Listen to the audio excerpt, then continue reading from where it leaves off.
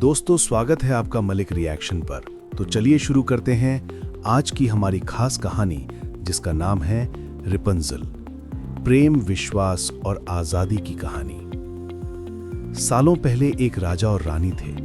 उनकी बहुत इच्छा थी कि उन्हें एक लड़की हो, लेकिन सालों तक उन्हें कोई बच्चा नहीं हुआ। एक बार एक सिद्ध महात्मा उनके राज्य में आए।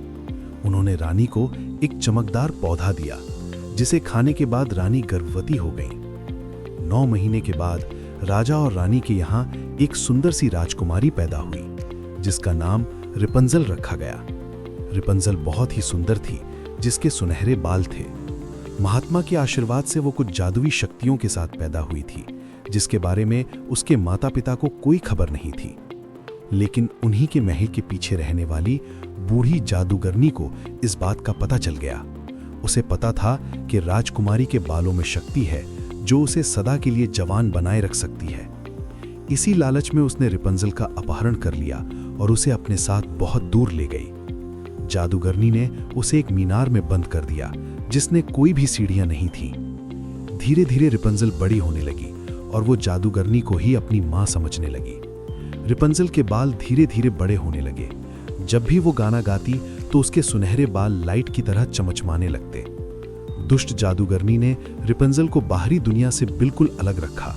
वो उससे कहती, बेटा, बाहर की दुनिया बड़ी ही जालिम है। तुम्हें उस दुनिया से बचाने के लिए ही मैं तुम्हें यहाँ लेकर आई हूँ। रेपुंज़ल को बाहर की दुनिया देखनी थी, पर जादूगरनी के डर की वजह से वो कभी वहां से बाहर न जा सकी। दुष्ट जादूगरनी रोज बाहर जाती और शाम को मीनार के बाहर खड़े होकर आवाज लगाती, रेपुंज़ल, रेपुंज़ल, अपने बालों को नीचे लटकाओ। ये सुनकर वो अपने लंबे बालों को मीनार से नीचे लटका देती, जिस पर चढ़कर जादूगरनी ऊपर आ जाती। एक दिन एक राजकुमार उस जगह से गुजरा जहां रेपुंज़ल कैद थी। उस समय रेपुंज़ल गाना गा रही थी। गाने की मधुर आवाज सुनकर राजकुमार उसकी तरफ खिंचा चला गया।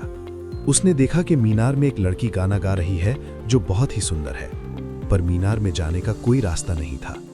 वो रेपुंज़ल से मिलना चाहता था, इसलिए वो रोज वहां आता और छुपकर गाना सुनता।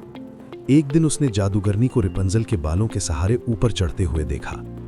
अब राजकुमार के मन में रेपुंज़ल से मिलने की इच्छा और भी प्रबल हो गई।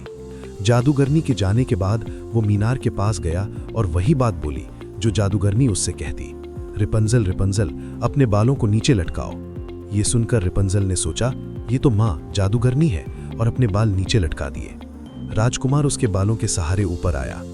रेपुंज़ल ने जैसे ही उसे देखा तो वो बुरी तरह से डर गई। वो बोली, तुम कौन हो और यहाँ क्यों आए हो? राजकुमार ने उसे बहुत ही प्यार से समझाया कि वो रोज यहाँ उसका गाना सुनने आता था। उसे उसकी आवाज और उससे प्यार हो गया है। रेपुंज़ल भी राजकुमार की सज्जनता पर मोहित हो गई। दोनों धीरे धीरे मिलने लगे और एक दूसरे को दिल से चाहने लगे।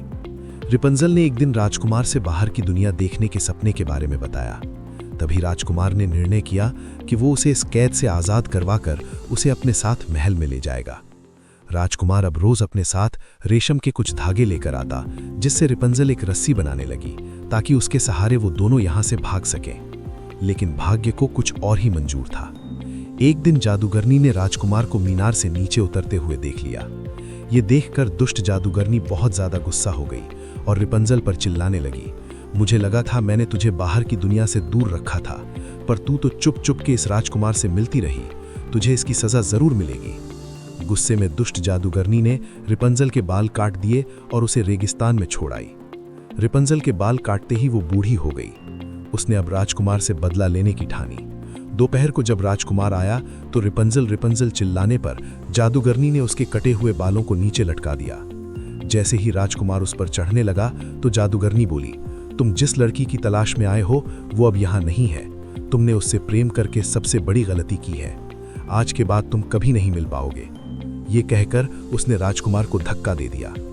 राजकुमार पास की झाड़ियों में जा गिरा, जिसके कांटे उसकी आंख में चुभ गए और वो अंधा हो गया।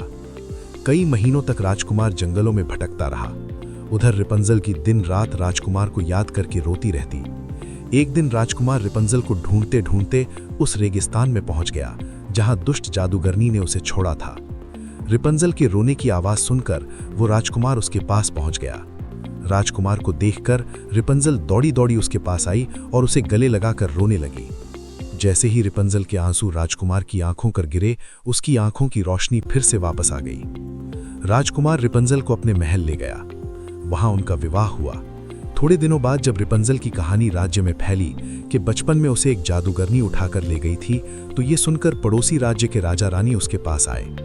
उन्होंने बताया कि रिपंजल उन्हीं की बच्ची है। उन्होंने उसकी बचपन की निशानी भी दिखाई, जो अब तक रिपंजल के गले में थी। रिपंजल को अब उसके माता पिता भी मिल गए। दोनों अब प्रेम पूर्वक जीवन बिताने लगे। कहानी की सीख: सच्चा प्रेम हर बाधा और अंधकार को पार कर लेता है। झूठ और लालच का अंत हमेशा दुखद होता है।